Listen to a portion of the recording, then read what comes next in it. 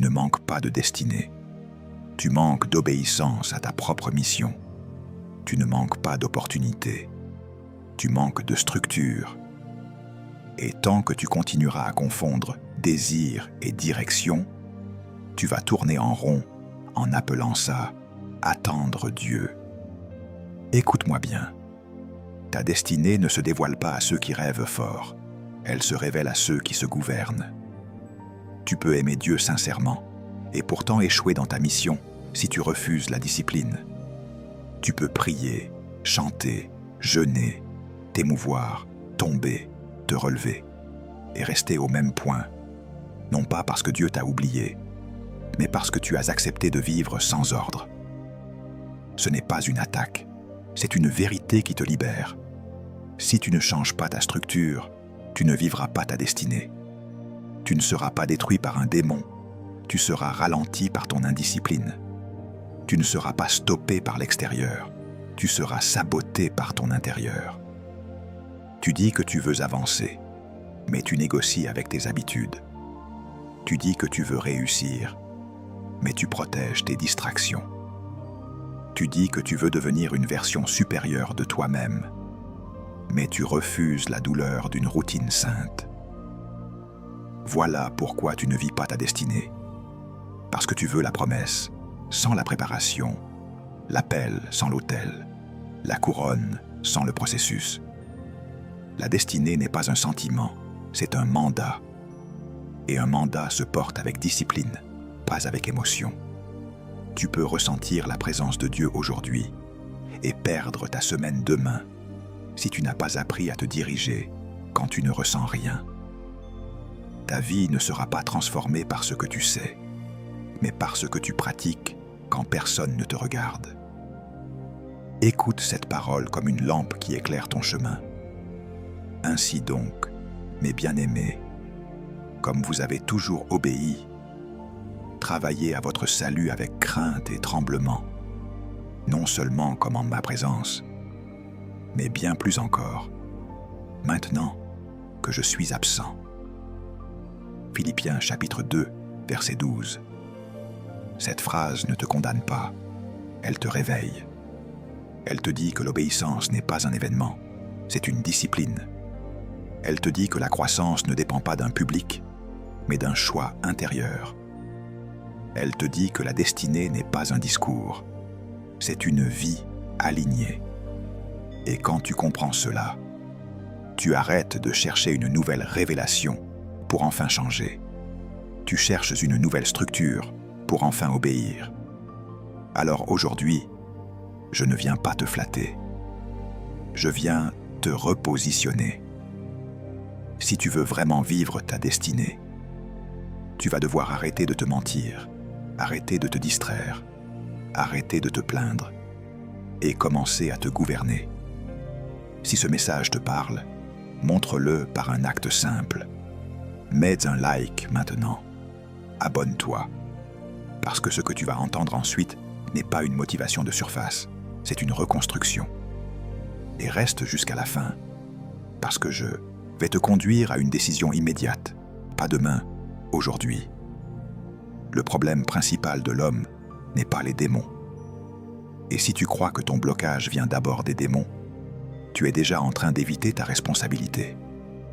Les démons existent, oui. Les attaques existent, oui. Les oppressions existent, oui. Mais écoute-moi avec sérieux.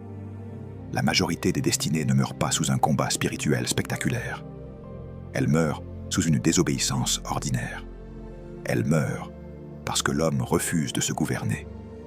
Elles meurent parce qu'il préfère expliquer au lieu de se discipliner.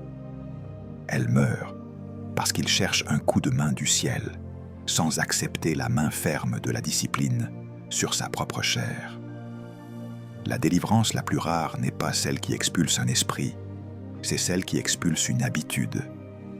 Parce qu'une habitude non crucifiée devient un démon domestique. Elle s'installe, elle s'excuse, elle règne, et elle te fait croire que tu es victime alors que tu es complice.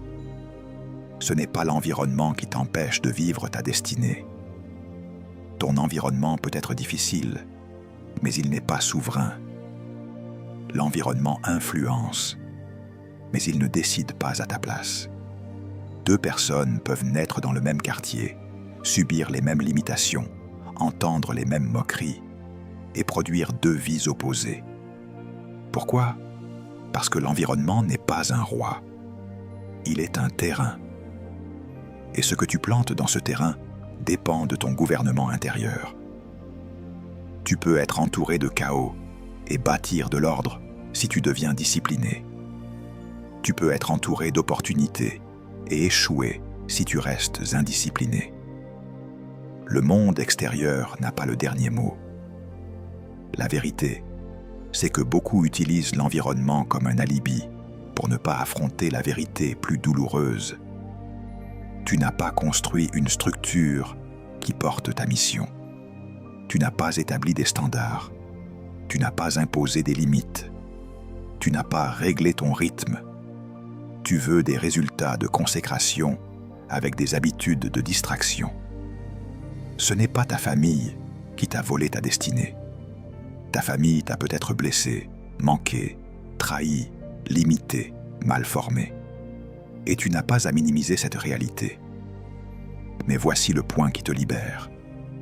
Tu ne peux pas guérir en restant attaché au rôle de victime. La douleur explique ton histoire, mais elle ne doit pas diriger ton futur. Beaucoup de gens se cachent derrière « c'est ma famille » pour ne pas dire « c'est mon manque de discipline ». Ils disent « je n'ai pas eu d'encadrement » pour ne pas dire « je refuse l'entraînement ». Ils disent « je n'ai pas eu de chance » pour ne pas dire « je n'ai pas eu de rigueur ». Oui, ton passé a influencé ton point de départ, mais il ne peut pas dicter ton point d'arrivée si tu acceptes le gouvernement de la discipline. À un moment, tu dois arrêter de demander à ton passé la permission de devenir. Écoute ce que dit l'Écriture. Ne vous conformez pas au siècle présent, mais soyez transformés par le renouvellement de l'intelligence. Romains chapitre 12, verset 2. Ce verset n'est pas seulement une parole de sanctification, c'est une loi de transformation. Il dit que la transformation n'est pas d'abord un cri, c'est un renouvellement. Ce n'est pas d'abord une émotion, c'est une reprogrammation. Et la reprogrammation exige une répétition. La répétition exige une discipline. Voilà pourquoi tant de gens prient et restent inchangés. Ils veulent la transformation sans le renouvellement. Et ils veulent le renouvellement sans la discipline. Ils veulent que Dieu fasse en une nuit ce que Dieu a prévu que tu bâtisses en obéissance quotidienne. Maintenant, écoute cette révélation centrale, parce qu'elle va te confronter et te libérer en même temps. Le manque de discipline personnelle est le piège le plus meurtrier de ta destinée, parce qu'il se déguise. Il se présente comme fatigue. Il se présente comme je traverse une saison. Il se présente comme je suis comme ça. Il se présente comme j'attends le bon moment. Il se présente comme Dieu connaît mon cœur. Mais en réalité, il est une rébellion douce, une rébellion silencieuse, une rébellion qui refuse l'ordre. Et Dieu ne bâtit pas une destinée sur la rébellion, même si elle est polie, même si elle est religieuse, même si elle parle en versets. Dieu bâtit sur l'obéissance, et l'obéissance se manifeste par la discipline. La discipline, ce n'est pas une option pour les gens forts. La discipline, c'est la preuve que tu as compris la valeur de ta mission.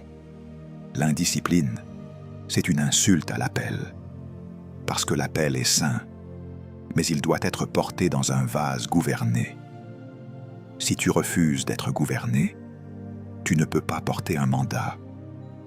Tu veux de grandes portes ouvertes, mais tu n'as pas la capacité de rester constant quand personne ne te voit. Tu veux des plateformes, mais tu ne maîtrises pas tes impulsions. Tu veux des résultats, mais tu n'aimes pas les routines. Et ce que tu refuses aujourd'hui comme discipline, tu le paieras demain comme regret. Je te dis une chose que tu dois graver dans ton esprit. La destinée n'est pas un mystère à découvrir, c'est une charge à supporter. Et ce qui supporte la charge, c'est la discipline. Tant que tu continueras à expliquer ton retard par des forces extérieures, tu resteras prisonnier. Parce que ce que tu blâmes, tu le couronnes. Ce que tu accuses, tu lui donnes du pouvoir. Mais le jour où tu dis « Mon vrai problème n'est pas dehors, il est dans mon manque de gouvernement intérieur », ce jour-là, tu récupères l'autorité. Ce jour-là, tu redeviens acteur. Ce jour-là, tu passes de la plainte à la construction. Et c'est là que la destinée commence à respirer. Tu n'es pas bloqué parce que tu manques de prière. Tu es bloqué parce que tu manques de discipline pour soutenir tes prières. Tu n'es pas bloqué parce que tu manques de promesses. Tu es bloqué parce que tu manques de structure pour recevoir ces promesses. Tu n'es pas bloqué parce que tu manques de talent. Tu es bloqué parce que tu manques de constance pour entraîner ce talent. Le diable ne peut pas voler ce que tu protèges par l'ordre. Mais l'indiscipline laisse la porte ouverte chaque jour, et tu appelles ça « attaque ». Alors voici ta direction claire, et elle est simple, mais elle va te coûter ton ancien toi. Arrête de chercher d'abord un coupable, cherche un calendrier. Arrête de chercher d'abord une explication, cherche une routine. Arrête de chercher d'abord une prophétie, cherche une discipline. Parce que Dieu confirme souvent l'appel par une parole, mais il l'accomplit par un processus. Et le processus a un langage. Répétition, fidélité, rigueur, obéissance, discipline. La discipline n'est pas une punition infligée à ta chair. La discipline est un entraînement imposé à ta destinée. Tant que tu verras la discipline comme une restriction, tu la fuiras. Le jour où tu la comprendras comme une libération, tu la rechercheras.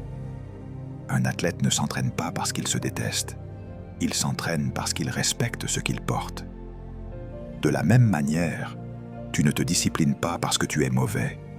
Tu te disciplines parce que ta mission est trop précieuse pour être laissée au hasard. La discipline n'est pas contre toi. Elle est pour la version de toi que Dieu a conçue avant que tu naisses.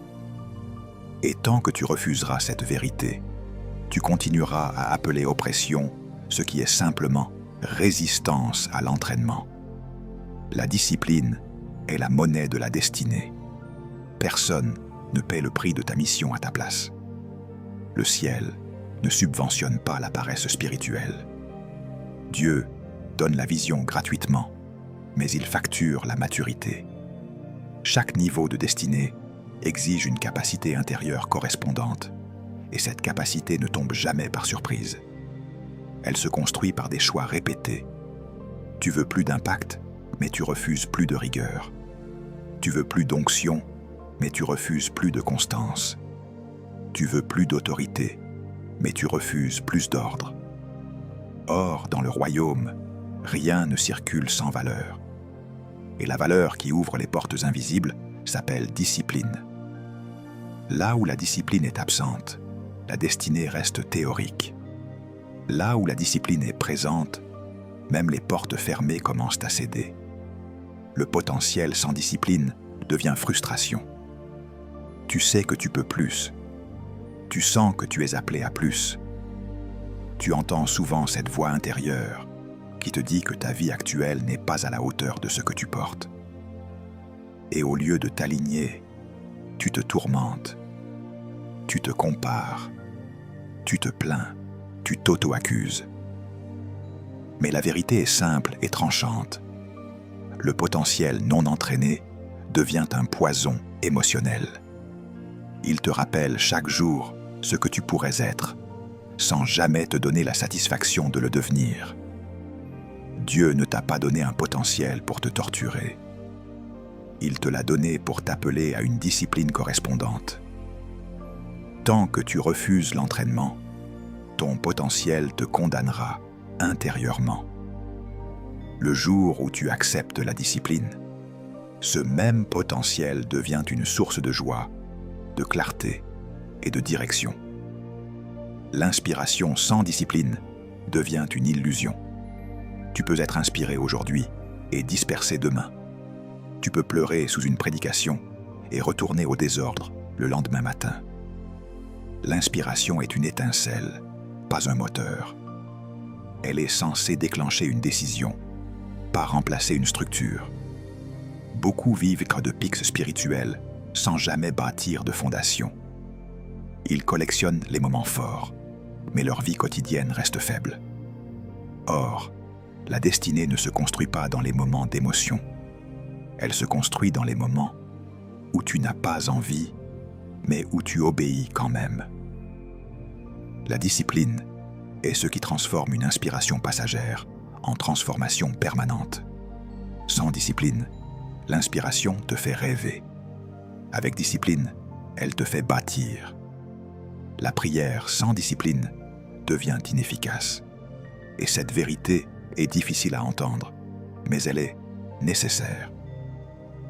Dieu n'ignore pas tes prières, mais il répond rarement à celles qui contredisent ton style de vie.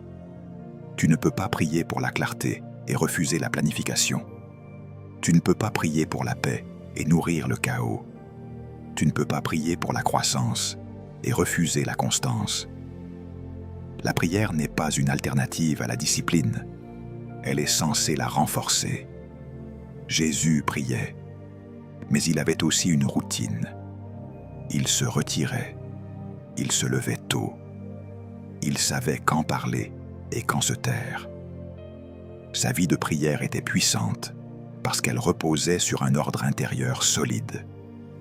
La prière sans discipline apaise la conscience, mais elle ne transforme pas la structure. Et la destinée a besoin de structure. Comprends ceci une fois pour toutes. La discipline n'est pas un événement, c'est une identité. Ce n'est pas quelque chose que tu fais quand tu te sens motivé. C'est quelque chose que tu deviens quand tu as compris la valeur de ton appel. Un homme discipliné ne vit pas au gré de ses émotions. Il vit selon des principes. Il ne négocie pas avec ses engagements. Il n'attend pas que tout soit parfait pour obéir. Il agit parce qu'il a décidé. Et cette décision crée une stabilité intérieure que rien ne peut facilement ébranler. C'est cette stabilité qui attire la faveur, la confiance, l'autorité et l'influence. Tu dois comprendre que la discipline te protège plus qu'elle ne te limite. Elle protège ton temps. Elle protège ton énergie. Elle protège ton appel. Elle protège ton avenir contre tes humeurs passagères. Elle est la clôture qui empêche les distractions de dévorer ce que Dieu fait pousser en toi. Sans clôture, même le meilleur jardin est détruit.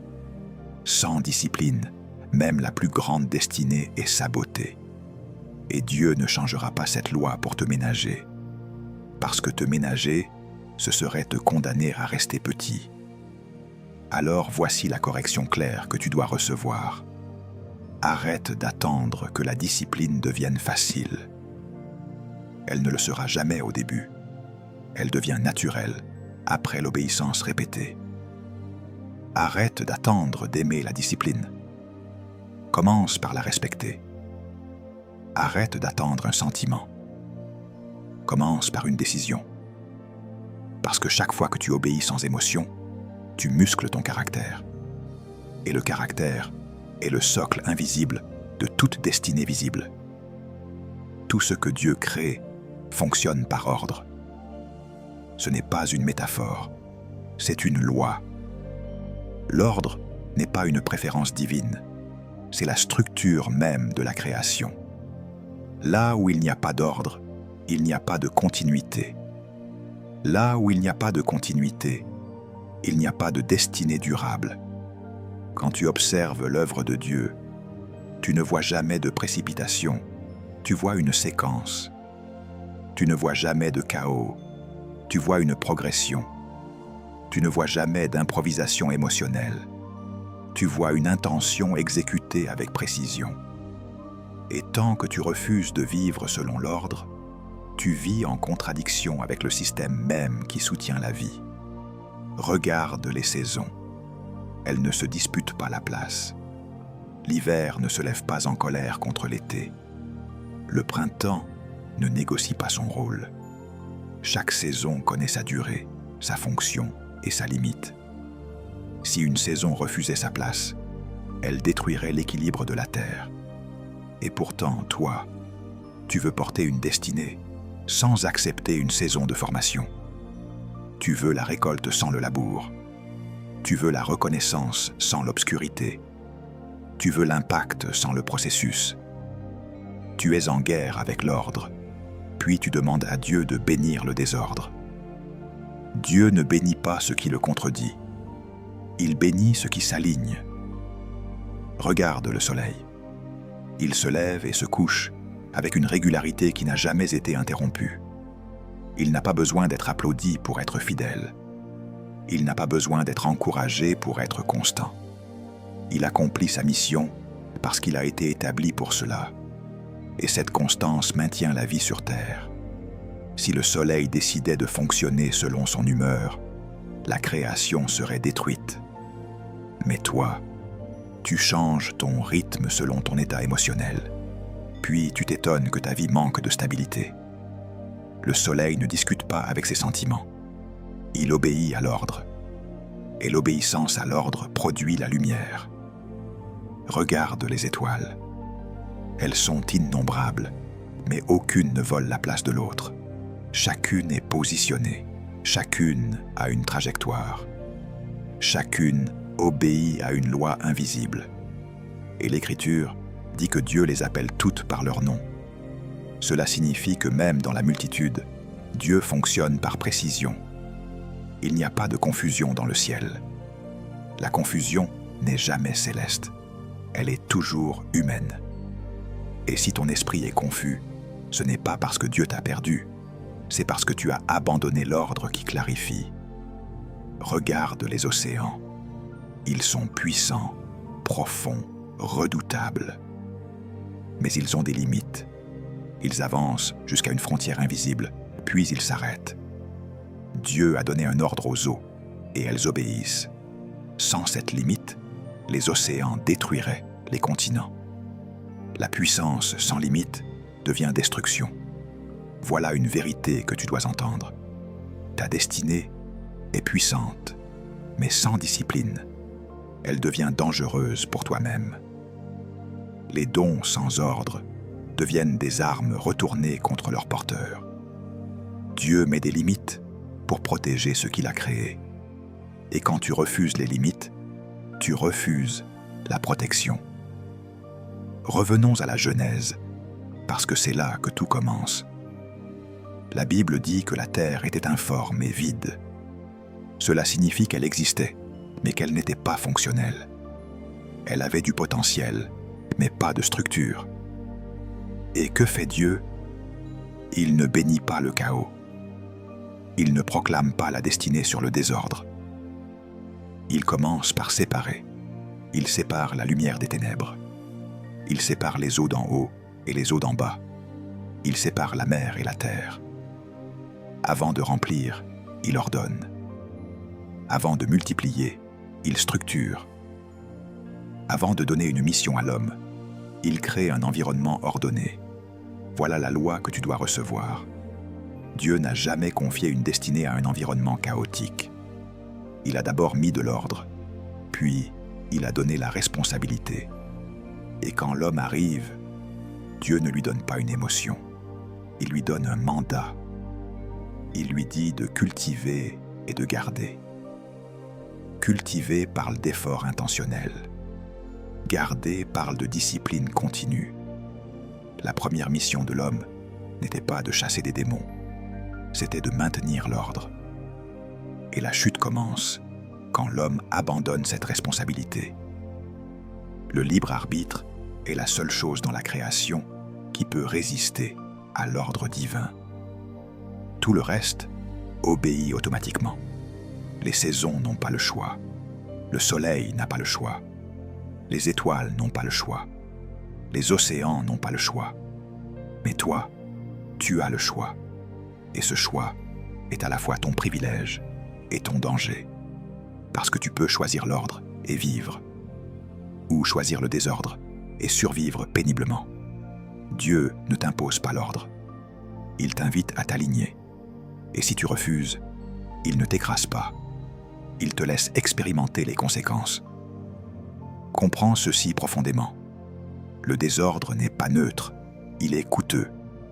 Il consomme ton énergie, il brouille ta vision, il retarde ta mission, il fatigue ton esprit, il affaiblit ta prière, il dilue ton autorité. L'ordre, au contraire, simplifie, il clarifie, il stabilise, il amplifie, il rend la croissance prévisible. C'est pour cela que la discipline n'est pas religieuse, elle est cosmique. Elle s'inscrit dans la logique même de la création. Si tu veux vivre ta destinée, tu ne peux pas vivre en opposition avec l'ordre. Tu dois aligner ton temps, ton esprit, ton corps, tes décisions, tes habitudes avec les lois invisibles que Dieu a déjà établies. Dieu ne réorganisera pas l'univers pour s'adapter à ton désordre. Il t'appelle à te réorganiser pour entrer dans sa dynamique. Et le jour où tu comprends cela, tu arrêtes de prier pour que Dieu change les circonstances. Tu commences à changer ta structure pour porter ce que Dieu a déjà préparé. Tu ne diriges jamais au-delà de ce que tu te diriges toi-même. C'est une loi irrévocable du royaume. Toute autorité extérieure est toujours le reflet d'une autorité intérieure déjà établie. Si tu n'as pas appris à te gouverner quand personne ne te regarde, tu ne sauras pas gouverner quand tout le monde te regardera. Le leadership n'est pas une position que l'on obtient, c'est une conséquence que l'on révèle. Et cette révélation commence dans les zones invisibles de ta vie. Ta discipline, ta constance, ta maîtrise de toi. Beaucoup veulent être suivis sans jamais s'être soumis. Beaucoup veulent commander sans jamais s'être entraînés. Mais dans le royaume, l'autorité ne s'improvise pas, elle se mérite par l'ordre intérieur. L'autodiscipline est le fondement du leadership véritable. Pas le charisme, pas l'éloquence, pas la popularité, l'autodiscipline. Parce que le leadership commence toujours par une domination, et la première domination exigée par Dieu est celle de soi-même. Celui qui ne se contrôle pas est dangereux, même s'il est talentueux. Celui qui ne se gouverne pas est instable, même s'il est oint. Le royaume ne confie jamais une influence durable à quelqu'un qui vit selon ses impulsions. Dieu cherche des intendants, pas des excités spirituels. Il cherche des hommes et des femmes capables de maintenir un cap quand l'émotion disparaît. Car l'émotion attire, mais seule la discipline soutient. L'autorité spirituelle ne descend pas du ciel comme un éclair. Elle se construit sur la terre par des décisions répétées. Chaque fois que tu dis non à une distraction pour rester fidèle à ta mission, tu gagnes du poids spirituel. Chaque fois que tu te lèves quand ton corps veut rester couché, tu bâtis de l'autorité. Chaque fois que tu fais ce qui est juste plutôt que ce qui est confortable, quelque chose s'établit en toi. Et cette chose-là, les gens la sentent, même s'ils ne peuvent pas l'expliquer. Ils sentent que tu es stable. Ils sentent que tu es fiable. Ils sentent que tu n'es pas gouverné par l'instant. Et naturellement, ils commencent à te suivre. Le leadership authentique n'a pas besoin de se vendre. Il se manifeste. Tu veux savoir pourquoi tant de leaders tombent? Pas parce qu'ils n'avaient pas de don, pas parce qu'ils n'avaient pas de vision, mais parce que leur discipline personnelle n'était pas à la hauteur de leur influence publique. Leur autorité extérieure a grandi plus vite que leur maîtrise intérieure. Et tôt ou tard, ce déséquilibre détruit. Car tu ne peux pas soutenir longtemps une image que ton caractère ne peut pas porter. Le leadership n'expose pas ce que tu dis, il révèle ce que tu es. Et ce que tu es se forge dans la discipline quotidienne, pas dans les moments visibles. L'apôtre Paul l'avait compris avec une lucidité brutale. Écoute ces mots, non comme une citation religieuse, mais comme une loi de leadership.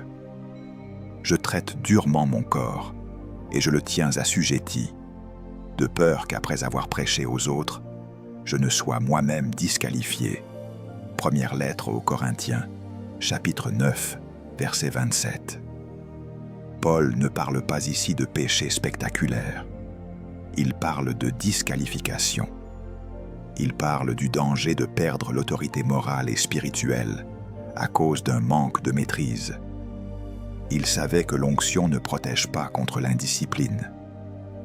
Il savait que le ministère ne remplace pas la gouvernance de soi. Il savait que prêcher juste ne suffit pas. Il faut vivre aligné. Ce verset te confronte directement. Tu peux parler de destinée et être disqualifié par ton manque de discipline. Tu peux enseigner la foi et être affaibli par tes habitudes. Tu peux exhorter les autres et échouer dans le secret. Et Paul dit clairement qu'il ne voulait pas courir ce risque. Il s'imposait une discipline volontaire, non par peur, mais par respect pour son appel. Il comprenait que l'autorité ne se réclame pas, elle se protège. Et elle se protège par la maîtrise de soi. Le leadership du royaume n'est pas domination des autres, c'est domination de soi qui inspire les autres. Quand tu te maîtrises, tu deviens un repère. Quand tu es constant, tu deviens une référence. Quand tu es discipliné, tu deviens crédible. Et la crédibilité est la monnaie du leadership. Sans crédibilité, tu peux parler fort, mais tu ne porteras pas de poids. Sans crédibilité, tu peux être suivi un temps, mais tu ne laisseras pas d'héritage. La crédibilité se construit quand tes actions confirment tes paroles, et cette cohérence est le fruit direct de la discipline. Comprends ceci. Dieu ne cherche pas des leaders pressés, il cherche des leaders préparés. Il ne cherche pas des gens qui veulent être vus, il cherche des gens qui savent tenir quand ils ne sont pas vus.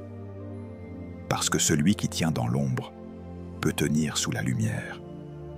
Celui qui est fidèle dans le secret peut être élevé en public. Mais celui qui néglige le secret sera tôt ou tard exposé par le public. Le leadership n'est pas une récompense, c'est une responsabilité lourde. Et Dieu ne confie jamais une responsabilité lourde à quelqu'un qui n'a pas appris à porter le poids de la discipline. Si tu veux exercer une influence qui dure, tu dois accepter une discipline qui dérange. Si tu veux une autorité qui transforme, tu dois bâtir un caractère qui résiste. Et si tu veux diriger des vies, tu dois d'abord apprendre à diriger tes pensées, ton temps, ton corps, tes émotions. Le leadership commence toujours là, dans cette décision intérieure de ne plus vivre au hasard. « Je n'ai pas envie » est l'une des phrases les plus destructrices de ta destinée. Elle paraît inoffensive, presque honnête, presque humble, mais en réalité elle est une déclaration de capitulation. Le jour où tu autorises tes envies à gouverner tes décisions, tu abdiques ton autorité intérieure. Tu remets le volant de ta vie à une émotion instable. Et aucune destinée sérieuse ne survit longtemps sous la direction de l'humeur. L'envie est changeante par nature. Elle est influencée par la fatigue, par la peur, par l'opinion des autres, par le confort, par la douleur du moment. Si tu attends d'avoir envie pour obéir, tu obéiras rarement. Et si tu obéis rarement, tu ne construiras jamais une vie alignée. Les émotions sont de mauvais leaders. Elles sont utiles comme indicateurs, mais dangereuses comme décideurs. Une émotion te dit ce que tu ressens. pas ce que tu dois faire. Le problème, c'est que beaucoup ont inversé l'ordre. Ils demandent à leurs émotions la permission d'agir. Ils attendent de se sentir motivés pour prier. Ils attendent de se sentir inspirés pour travailler. Ils attendent de se sentir prêts pour changer. Et pendant qu'ils attendent, le temps avance, la destinée s'éloigne et la frustration s'installe. Les émotions ne sont pas conçues pour te conduire, elles sont conçues pour te signaler. Quand tu leur donnes le pouvoir de diriger, elles te trahissent. Le but, lui, est constant. Il ne change pas d'avis selon l'humeur. Il ne disparaît pas parce que tu es fatigué. Il ne se modifie pas parce que tu traverses une saison inconfortable. Le but reste. La mission demeure. L'appel ne se renégocie pas. Ce sont tes sentiments qui fluctuent, pas ta destinée. Et tant que tu permets à quelque chose de fluctuant de gouverner quelque chose de permanent, tu vivras dans le déséquilibre. La maturité commence le jour où tu décides que ta mission aura toujours plus de poids que ton ressenti. La discipline gouverne les émotions, pas l'inverse. Ce n'est pas en attendant que tes émotions changent que ta vie se transforme. C'est en changeant tes actions que tes émotions s'alignent. Le corps et l'âme suivent ce que l'esprit décide avec fermeté. Quand tu obéis malgré l'inconfort, quelque chose se réajuste en toi. Quand tu agis malgré la résistance intérieure, tu envoies un message clair à ton être tout entier. Ce n'est plus l'émotion qui règne ici. Et progressivement, ce qui était difficile devient normal. Ce qui était lourd devient léger. Ce qui demandait un combat devient une habitude. Beaucoup se cachent derrière des excuses spirituelles pour éviter la discipline. Ils disent « Dieu connaît mon cœur ». Mais Dieu connaît aussi ton potentiel inexploité. Ils disent « Je traverse une saison ». Mais certaines saisons durent des années parce que l'homme refuse de changer de comportement. Ils disent « Ce n'est pas le bon moment ». Mais le bon moment n'arrive presque jamais sans décision préalable. Le bon moment est souvent créé par l'obéissance, pas attendu passivement. Chaque excuse que tu protèges devient une prison. Chaque justification que tu répètes renforce l'inertie. Voici une vérité qui va te libérer si tu l'acceptes. Personne ne te doit ta discipline. Personne ne te doit ta croissance. Personne ne te doit ton alignement. Dieu t'a donné la responsabilité de te gouverner. Et le jour où tu cesses d'expliquer pourquoi tu n'as pas obéi et que tu commences simplement à obéir, le ciel commence à coopérer. Dieu ne négocie pas avec les excuses. Il répond à l'obéissance. Pas parfaite, mais sincère. Pas spectaculaire, mais constante. Tu dois démolir une excuse fondamentale. Croire que tu changeras quand tu te sentiras mieux.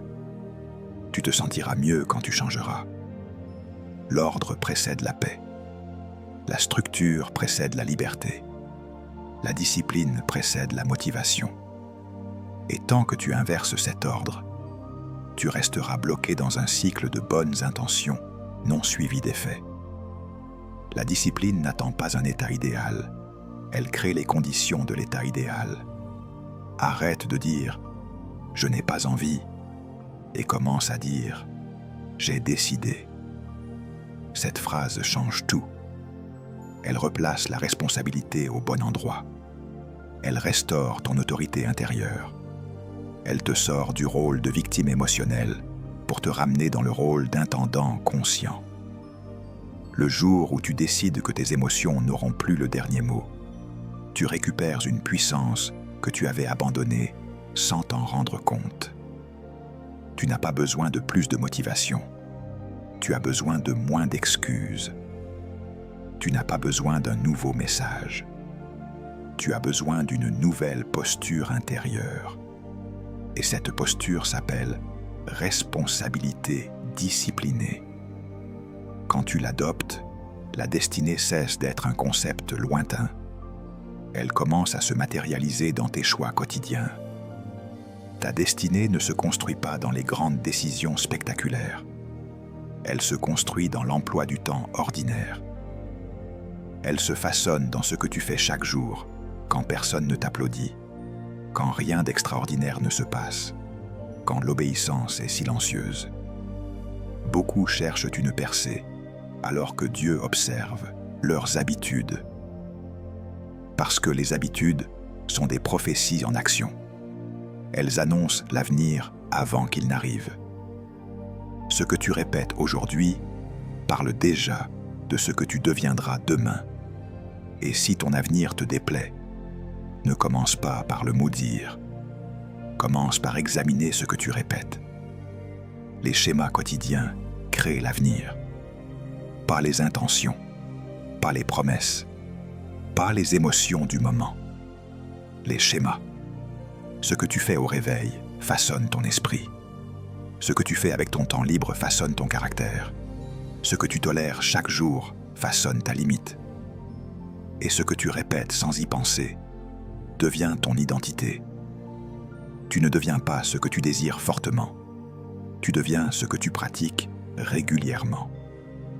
Voilà pourquoi tant de gens parlent de destinée sans jamais l'atteindre. Ils ont des rêves élevés, avec des routines basses. Ils veulent un futur différent, sans accepter un présent discipliné. Les habitudes sont des prophéties parce qu'elles parlent sans mots. Elles annoncent la direction réelle de ta vie, pas celle que tu déclares en prière. Tu peux dire que tu veux croître spirituellement, mais si ton habitude quotidienne nourrit davantage ta chair que ton esprit, la prophétie est déjà écrite. Tu peux dire que tu veux réussir, mais si ton habitude quotidienne dilapide ton temps, ton avenir est déjà en train de se décider. Les habitudes ne mentent pas. Elles révèlent ce que tu crois vraiment, pas ce que tu affirmes publiquement. Dieu ne transforme pas l'homme par des moments isolés. Il le transforme par des processus continus. C'est pour cela que l'Écriture parle de renouvellement de l'intelligence. Le renouvellement n'est pas un éclair, c'est une répétition.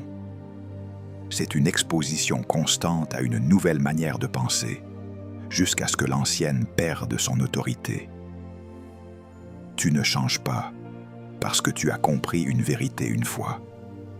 Tu changes parce que tu l'as pratiquée assez longtemps pour qu'elle remplace l'ancienne habitude.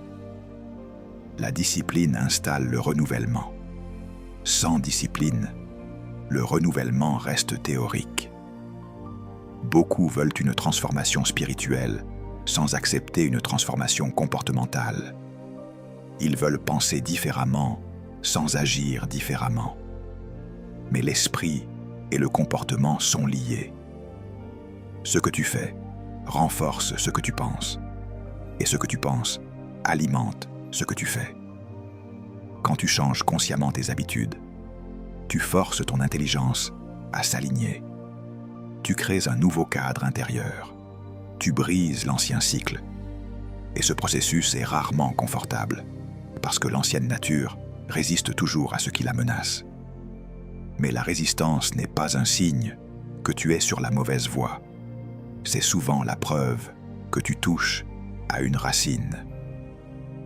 Les habitudes quotidiennes sont les briques invisibles de ta destinée visible. Personne ne voit une brique isolée, mais tout le monde voit la maison quand elle est terminée. De la même manière, personne ne célèbre ta discipline silencieuse aujourd'hui, mais beaucoup admireront ta stabilité demain. Le problème, c'est que beaucoup veulent la maison sans aimer les briques. Ils veulent le résultat sans accepter la répétition. Ils veulent l'accomplissement sans la constance. Or, Dieu travaille par fidélité quotidienne. Il honore la persévérance plus que les élans ponctuels. Voici une vérité qui doit te réveiller. Chaque jour où tu répètes une habitude contraire à ta mission, tu prophétises contre ta propre destinée. Et chaque jour où tu obéis à une discipline alignée, même sans émotion, tu prophétises en faveur de ton avenir. La prophétie n'est pas seulement une parole prononcée, c'est une direction vécue. Ton futur n'est pas mystique, il est mathématique. Il est le résultat logique de ce que tu fais de ton temps, de ton énergie et de ton attention.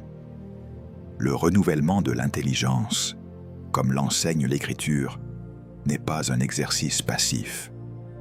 Il exige un refus conscient de l'ancien schéma et une adoption volontaire d'un nouveau. Tu dois refuser certaines pensées en changeant certaines pratiques. Tu dois discipliner ton regard, ton langage, ton rythme, ton alimentation intérieure. Ce que tu laisses entrer quotidiennement devient ce qui te gouverne.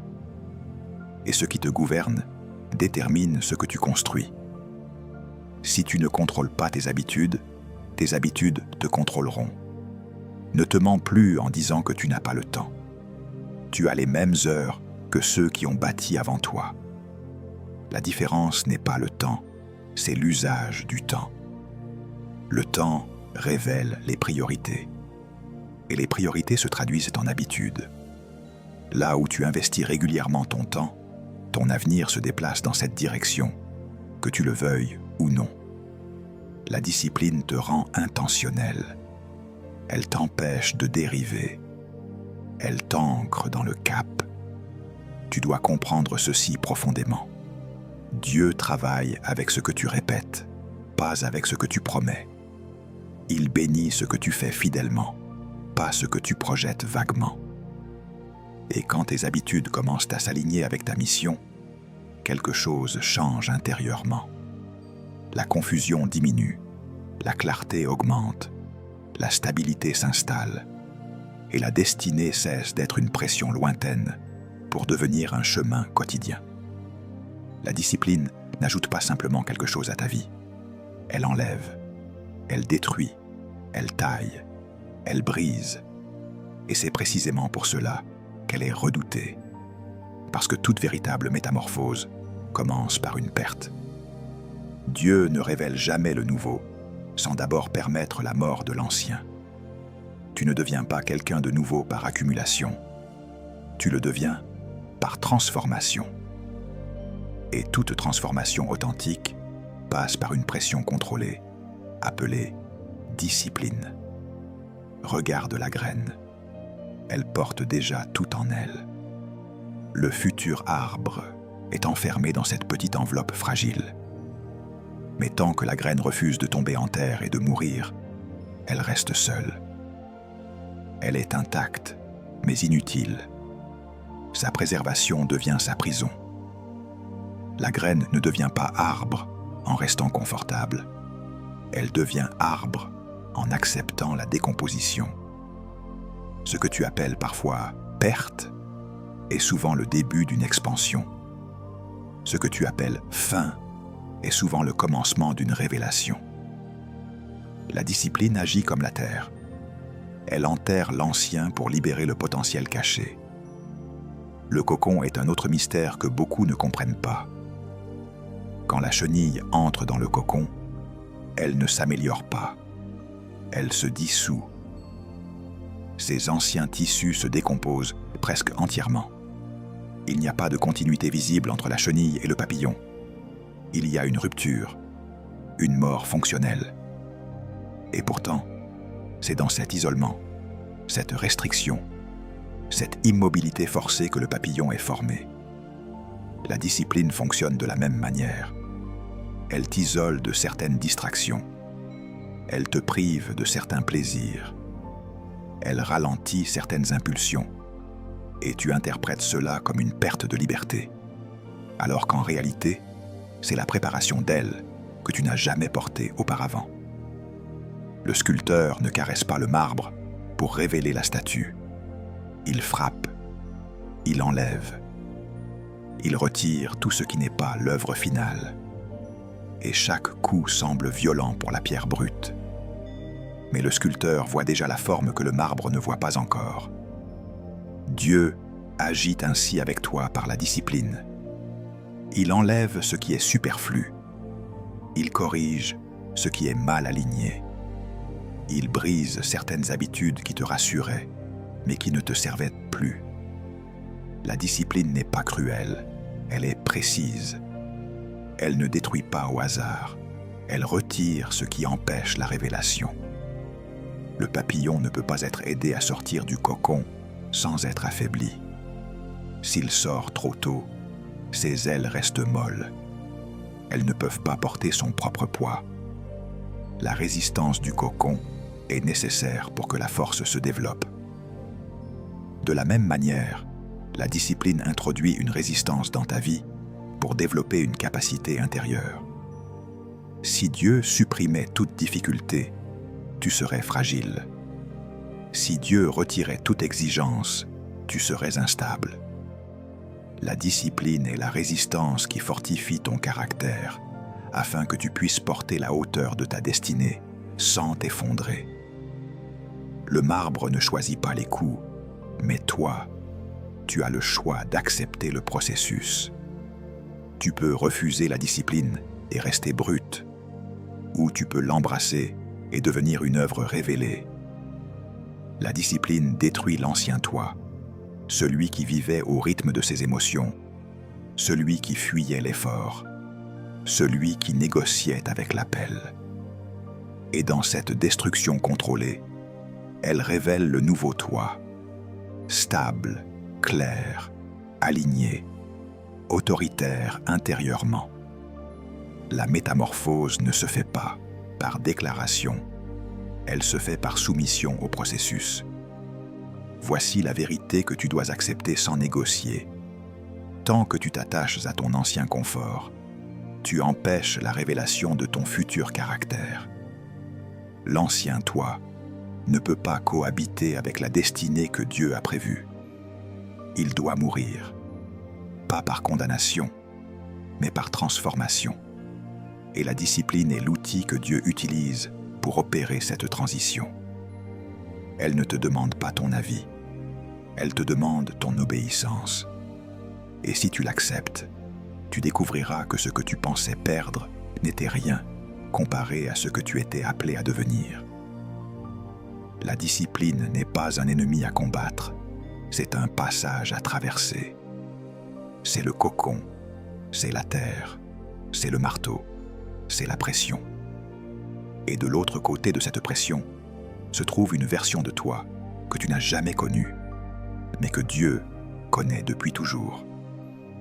Cette version ne vit plus dans la confusion. Elle ne négocie plus avec l'appel. Elle marche avec autorité parce qu'elle a été façonnée, éprouvée, disciplinée. La transformation ne devient réelle que lorsqu'elle descend dans le quotidien. Tant qu'elle reste une conviction intérieure, elle est fragile. Tant qu'elle reste une émotion spirituelle, elle est instable. Mais quand elle s'incarne dans des actions répétées, elle devient mathématiquement prévisible. Ce n'est plus une espérance floue, c'est une trajectoire mesurable. Et c'est ici que beaucoup échouent, non pas parce qu'ils ne comprennent pas, mais parce qu'ils refusent de simplifier. Ils cherchent des méthodes complexes, alors que Dieu leur demande des obéissances simples, répétées, non négociables. Se lever tôt n'est pas une mode, c'est une déclaration de gouvernement intérieur. Quand tu te lèves, avant que le monde ne t'impose son bruit, tu reprends la souveraineté sur ton esprit. Tu dis à ton corps qu'il n'est plus le maître. Tu dis à ton temps qu'il ne sera plus gaspillé. Les premières heures de la journée sont un autel. Ce que tu y déposes détermine ce qui te gouvernera le reste du jour. Celui qui commence sa journée dans la précipitation vit sous la dictature de l'urgence. Celui qui commence dans l'ordre marche avec autorité. Le matin révèle qui dirige vraiment ta vie. Prier n'est pas une option spirituelle, c'est un réalignement stratégique. Mais la prière disciplinée n'est pas une conversation désordonnée, c'est une rencontre planifiée. Tu ne pries pas quand tu sens, tu pries parce que tu as décidé. Et dans cette décision, quelque chose se replace. La prière quotidienne nettoie l'intérieur. Elle recentre les priorités. Elle expose les pensées parasites. Elle redonne de la perspective. Sans prière structurée, l'esprit s'éparpille. Avec une prière constante, même courte mais fidèle, l'âme s'ancre. Et une âme ancrée résiste aux tempêtes émotionnelles. Lire, méditer, nourrir ton esprit n'est pas un luxe intellectuel, c'est une hygiène intérieure. Ce que tu lis façonne ce que tu crois possible. Ce que tu médites façonne ce que tu tolères.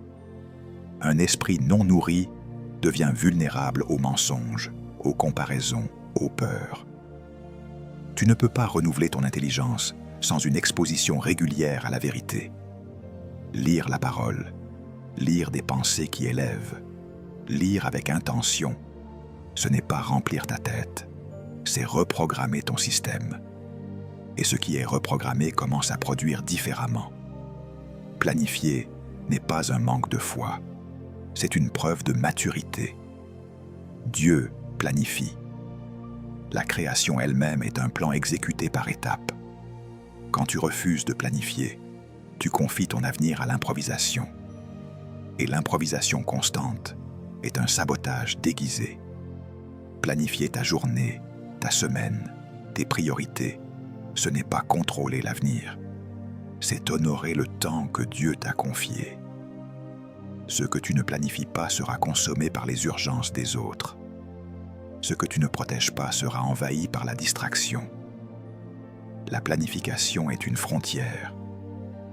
Et toute destinée a besoin de frontières. Éliminer les distractions n'est pas une exagération, c'est une nécessité. La distraction est l'ennemi silencieux de la discipline. Elle ne te détruit pas brutalement, elle te vide lentement. Elle vole ton attention, fragmente ton énergie, dilue ta concentration. Tu ne perds pas ta destinée en un jour, tu la perds par 1000 petites fuites non corrigées. Chaque distraction tolérée devient un vol autorisé. Et ce que tu autorises finit par te gouverner. La discipline consiste parfois simplement à dire non, sans explication, sans négociation.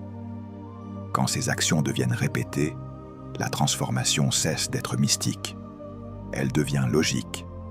Si tu te lèves tôt régulièrement, ton esprit devient plus clair. Si tu pries quotidiennement, ton discernement augmente.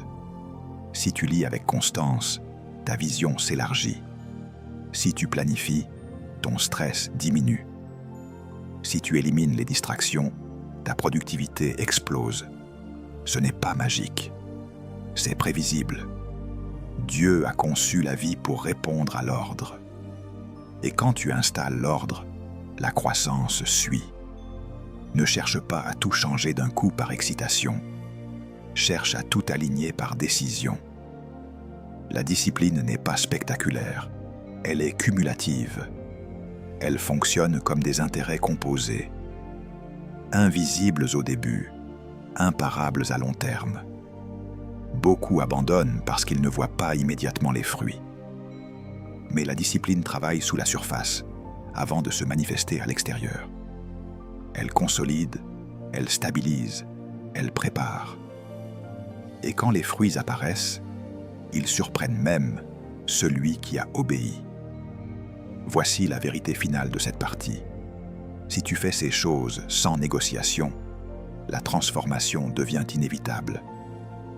Pas parce que tu es exceptionnel, mais parce que tu es aligné. Dieu n'a pas besoin de ton intensité passagère. Il cherche ta fidélité quotidienne. Et la fidélité quotidienne crée une dynamique que rien ne peut arrêter. Voici le moment de vérité. Pas celui où tu ressens quelque chose. Celui où tu choisis quelque chose. Parce que tout ce que tu as entendu jusqu'ici ne sert à rien si tu continues à différer. La destinée ne se révèle jamais à ceux qui disent « un jour ». Elle se révèle à ceux qui disent « maintenant ». Le plus grand mensonge que tu puisses te raconter est de croire que tu changeras quand les conditions seront meilleures. Les conditions ne deviennent jamais meilleures avant que tu deviennes différent. Attendre est confortable. Décider est coûteux. Mais seul le coût produit la transformation. Tu n'as pas besoin de plus de temps. Tu as besoin d'un point de rupture. Un moment où tu dis intérieurement « ça suffit ». Assez de promesses non tenues. Assez de cycles répétitifs. Assez de spiritualité sans structure. Assez de prières qui ne sont pas soutenues par l'obéissance. Assez de rêves que tu respectes avec ta bouche, mais que tu trahis avec ton emploi du temps. La destinée commence le jour où tu refuses de continuer à vivre en contradiction avec ce que tu dis croire. Aujourd'hui, pas demain, tu dois décider qui dirige ta vie. Soit tes émotions, soit ta mission, soit ton confort, soit ton appel, soit tes habitudes anciennes, soit ton futur. Tu ne peux plus prétendre ne pas savoir. Tu sais maintenant, et ce que tu sais t'oblige.